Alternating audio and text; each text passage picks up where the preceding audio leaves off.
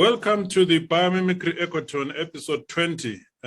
My name is Gamelihle Sibanda, or just Gama for short. I'm here with my co-host Hugo, who is going to introduce our special guest. Our special guest is Seth, GaleWyrick, which is a biomimicry professional. He's also an engineer. He's working for the Biomimicry 3.8. I was part of the biomimicry professional cohort that graduated in 2018. And my background prior to that was mechanical engineering and product design. We designed medical, consumer electronics, industrial equipment, all kinds of different things.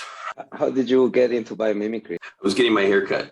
I live in Western Montana. I live in the Bitterroot Valley, which is where Janine lives. So this wonderful woman who was cutting my hair was like, "Oh, Janine's just up the road." And I was like, "What?" And so that was my connection. So I read the book. It's very weird, right? Yeah, I got really excited like right away, and so I called Nicole and I was like, I think that, I could play some role in this. She sort of kindly suggested that perhaps I should learn a little bit more about biomimicry first, which was fair. So I did an immersion workshop and that sort of sold me on the whole thing. How was the biomimicry professional certification for you? The coursework was with a much larger group. And then we had the cohort for the trips, and we did 6 trips over 2 years. We did Costa Rica. We finished in Hawaii, and we went to Tofino on Vancouver Island, the Sonoran Desert. The Mississippi River Delta was the one that surprised me the most. It's amazing everywhere, like the people and the stories and the ecology. Something that I realized when I was doing all these trips is water was a big factor. Of course, sunlight as well. We see that it is bringing the life or not into every different ecosystem. Most people still have their blinders on, and because it's been taken for granted forever. Describe kind of a shared identity in between biomimics. People deeply connected to nature. I remember the first time that I met Dana, and she was like talking about B-Pro and the Masters, and there's no job description for a biomimic. Like, we're all making this up as we go because we're trying to find those leverage points. We're trying to find those places to plug in and make change happen.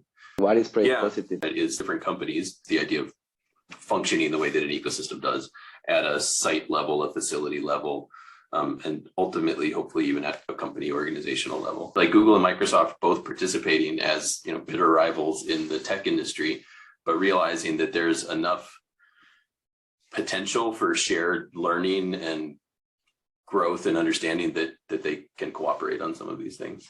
How does that relate to regeneration? I think they're different concepts, but we totally see overlaps. Right. So if we imagine a company going in and they're going to develop a factory or a headquarters, we would like them to come into a piece of land that has been degraded or previously developed and damaged, and through their actions, regenerate it.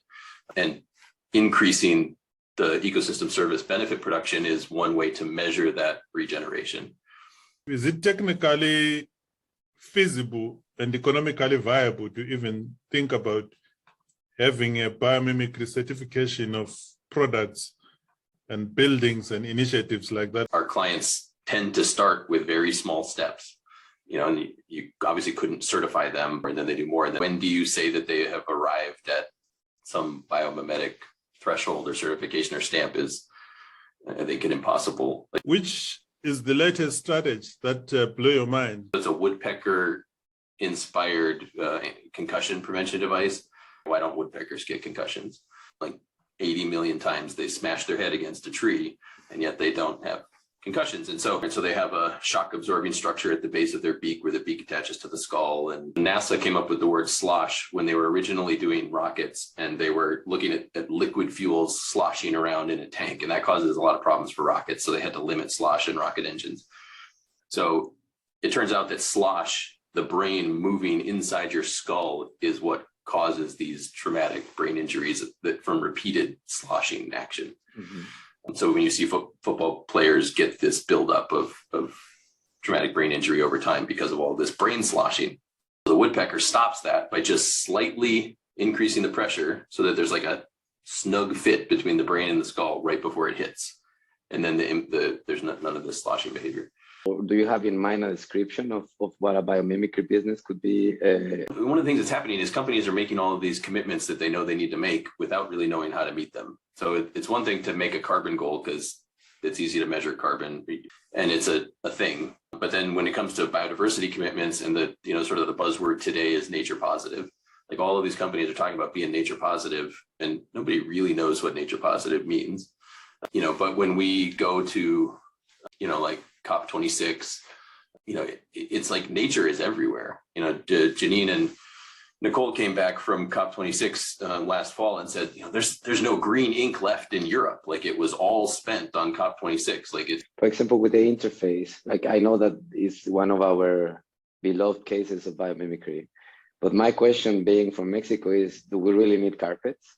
The world needs proof points and demonstration if it's going to change.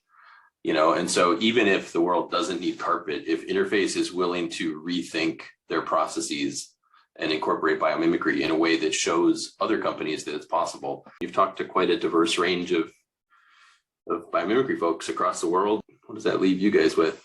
That's a beautiful reminder for me that this is not really about changing the world, but this is really about changing yourself from the inside out. I feel gratitude for being able to receive all these messages and all this respect for the local environment and the place that we share. This is what we are putting together for the Ecotone. So in each of these bubbles, we have the biomimics that have participated with their own hive. Then we have the full episode, the 7-minute version that Gama has been putting together. And then the patterns, for example, what kind of biomimicry strategies or solutions they mention or we have mentioned. I like to see this as our collective intelligence.